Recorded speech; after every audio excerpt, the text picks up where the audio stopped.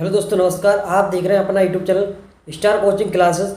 तो दोस्तों, जैसा कि मैंने आप लोगों को बताया था कि एक जो है फिर से नई वीडियो लेकर आऊँगा, जिसमें मैं आपको वार्षिक परीक्षा 2023-24 यानी जो 2024 में परीक्षा हुई कक्षा 12th का विषय भौतिक विज्ञान है, इसके एक वाक्य यानी कि जो है सारे क्वेश्चंस आपको इम्पोर्टेंट बताने जा रहा हूँ एक ही वीडियो में। इसके पहले रिक्त स्थान और जो है ऑब्जेक्टिव टाइप यानी कि सही भावभूति पे प्रश्न अपलोड हो चुके हैं, तो आप जा करके देख सकते हैं और इसका आपको पीडीएफ भी आपको मिल जाएगा। ठीक है, तो यहाँ पर हम पहला क्वेश्चन पढ़ेंगे। हम आपको साइड में क्वेश्चंस दिख रहे होंगे, तो पहला क्वेश्चन क्या है हम पढ़ लेते हैं। पहला क्वेश्चन है मूल आवेश का मान कितना होता है। तो इसका साथ साथ मैंने उत्तर भी दिया है यानी आंसर भी लिख दिया है। तो इसका कितना होता है 1.6 इंटू 10⁻⁻19 कूलम होता है। ठीक है, इसी प्रकार अपना दूसरा प्रश्न है। दूसरा प्रश्न क्या है अपना, विद्युत चुम्बक किस पदार्थ के बनाए जाते हैं। तो बनाए जाते हैं नरम लोहे के। किसके बनाए जाते हैं मेरे दोस्त, नरम लोहे के। इसी प्रकार जो है आपका प्रश्न है स्वप्रेरकत्व का मात्रक है यानी कि क्या होता है। तो इसका आंसर हो जाएगा आपका हेनरी। ठीक है, इसी प्रकार आपका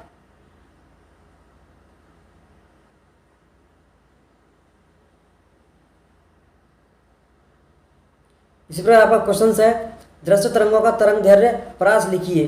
तो इसका होता है 3900 एंगस्ट्रॉम से लेकर के 7800 एंगस्ट्रॉम तक होता है। ठीक है, इसी प्रकार क्वेश्चन से अपना नेक्स्ट क्या है।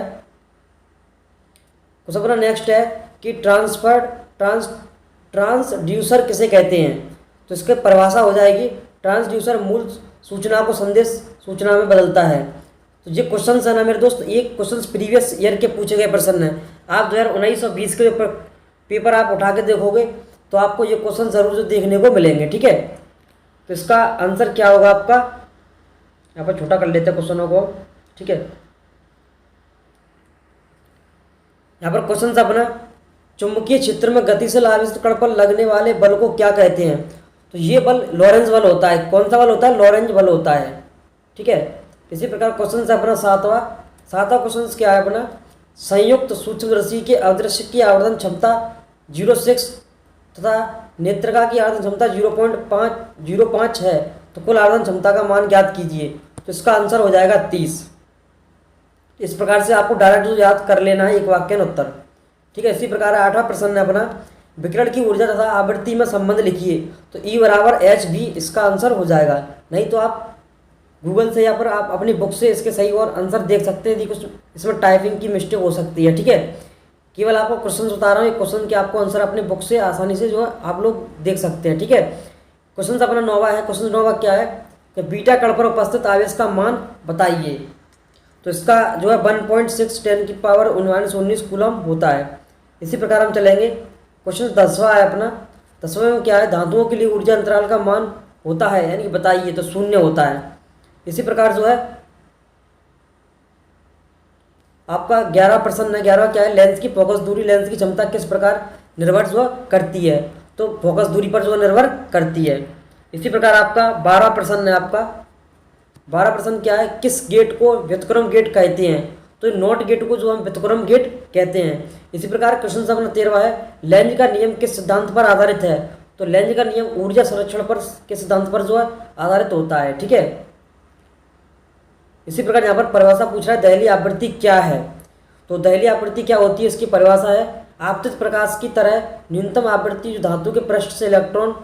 इसकी और ही परिभाषा थोड़ा मिसप्रिंट जो है टाइपिंग करने में दिक्कत हो गई है कुछ, तो इस तरीके से आप इसकी जो दहली आवृत्ति की परिभाषा आप जो है कहीं से भी आप सर्च करोगे तो आपको मिल जाएगा। ठीक है, इसी प्रकार 15वां प्रश्न अपना खगोलीय दूरदर्शी की आवर्धन क्षमता कैसे बढ़ाई जाती है। तो अविदृश्य लेंस का व्यास बढ़ाकर। कैसे बढ़ाकर, अविदृश्य लेंस का व्यास बढ़ाकर। ठीक है, इसी प्रकार है अपना प्रश्न 10, कुचालक माध्यम की उपस्थिति का विभव पर क्या प्रभाव पड़ता है। तो कम हो जाता है। इसी प्रकार 17वां प्रश्न से अपना विस्थापन धारा किस कारण उत्पन्न होती है। तो समय के साथ परिवर्तित विद्युत क्षेत्र के कारण। ठीक है, इसी प्रकार है आपका द्विध्रुव से उत्तरी ध्रुव की ओर। यहाँ पर क्वेश्चंस का थोड़ा मिसप्रिंट हो गया है टाइपिंग करते समय, कोई नहीं, आप सही से देख लो इनको। ठीक है, दहली आवृत्ति का ये क्वेश्चन है अपना एक। ठीक है, इसी प्रकार दूसरा क्वेश्चन है अपना विस्थापन धारा किस कारण उत्पन्न होती है, तो ये भी आपका क्वेश्चन है।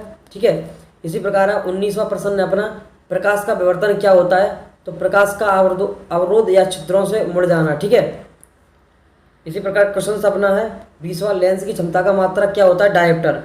इस प्रकार से आपको क्वेश्चंस देख लेना है इनके। क्वेश्चन अपना 21वां है, चुंबक के चुंबकीय आघूर्ण की दिशा क्या होती है, तो दक्षिण ध्रुव से उत्तर ध्रुव की ओर। ठीक है, इसी प्रकार 21वां प्रश्न है अपना, धारामापी को वोल्ट मीटर में कैसे परिवर्तित करते हैं। इसका आपका आंसर भी साथ साथ आपको दिख रहे होंगे। एक आध दो क्वेश्चंस का थोड़ा टाइपिंग करने में प्रॉब्लम हो जाता है, लेकिन सारे के सारे क्वेश्चन आंसर इसमें सही हैं। ठीक है, नहीं तो आप क्वेश्चन से मतलब रखिएगा, आपको आंसर अपनी बुक से जो है देख लेना है। ठीक है, धारामापी को वोल्टमीटर में कैसे परिवर्तित करते हैं, तो धारामापी को श्रेणी क्रम में उच्च प्रतिरोध। ठीक है, इसी प्रकार 22वां प्रश्न है अपना, अनुगमन वेग पर ताप का क्या प्रभाव पड़ता है, तो अनुगमन वेग जो है बढ़ जाता है। ठीक है, इसी प्रकार 23वां प्रश्न है अपना, विकिरण की ऊर्जा तथा आवृत्ति में संबंध लिखिए, तो E बराबर h म्यू।